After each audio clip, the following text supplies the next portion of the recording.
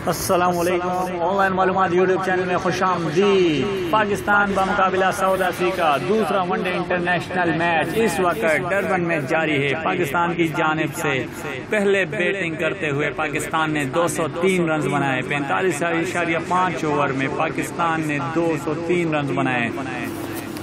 इस मैच में पाकिस्तान का आगाज अच्छा नहीं हुआ, लेकिन आखिर में हसन अली ने बेहतरीन परफॉर्मेंस दी।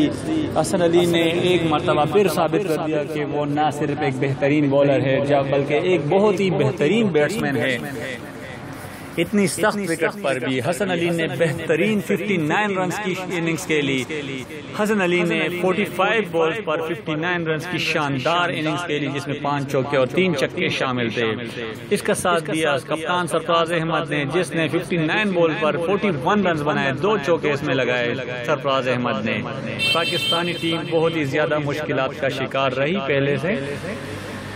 92 रन पर 6 खिलाड़ी पाकिस्तान के आउट हो चुके थे, जिसके बाद हसन अली और सरफराज अहमद ने टीम को सहारा दिया और हसन अली की शानदार परफॉर्मेंस पर पाकिस्तान ने 203 रन बनाए। हसन अली ने बेहतरीन इनिंग्स खेलते हुए 5 चौकों और 3 छक्कों की मदद से 59 रन बनाए। 45 गेंदों का सामना किया हसन अली ने। हसन अली की बेहतरीन परफॉर्मेंस की बदौलत पाकिस्तान 203 रन बनाने में कामयाब हुआ।